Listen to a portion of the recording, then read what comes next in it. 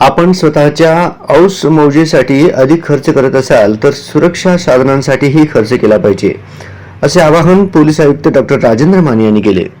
Police आयुक्तालयात police raising day निमित्त फिर्यादींना त्यांचा चोरीस गेलेला मुद्देमाल परत करण्याचा कार्यक्रम पोलीस आयुक्त डॉक्टर माने यांच्या हस्ते करण्यात आला. यावेळी ते बोलत होते.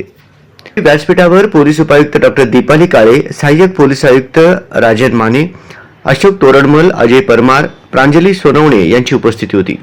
यावेळी पोलीस आयुक्त डॉक्टर माने यांच्या हस्ते 47 गुन्ह्यांतील 69 लाखांचा ऐवज फिर्यादींना समारंभपूर्वक देण्यात आला. यावेळी डॉक्टर माने म्हणाले, पूर्वी चोरी गरफोडीचा गुन्हा उघडकीस आणल्यानंतर त्यातील मुद्देमाल फिर्यादींना परत मिळायला उशीर लागायचा, परंतु आता ही प्रक्रिया सोपी झाली आहे.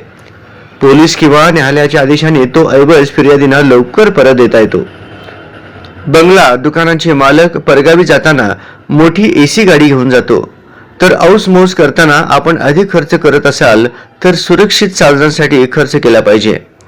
वाहनांचे हँडल लॉक तोडून गाड्या चोरून नेल्या जात आहेत, परंतु त्यासाठी 400 ते 500 रुपयांचे व्हील लॉक बसवले जात नाही.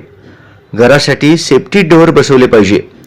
परगावी जाताना दरवाजे नीट लावले की नाही ते पाहिले पाहिजे. शेजाऱ्यांना सांगितले पाहिजे, किंबहुना पोलीस ठाण्यासही कळवले पाहिजे.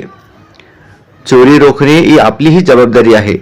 जेवढी आपण काळजी घेतली पाहिजे तेवढी घेतली जात नाही, असेही ते म्हणाले. प्रास्ताविक करताना पोलीस उपायुक्त डॉक्टर दीपाली काळे म्हणाल्या, दुकानांसमोर सीसीटीव्ही असतात, परंतु अनेक सोसायटीत सीसीटीव्ही नाहीत, त्यामुळे चोऱ्या उघड करणे अवघड असते.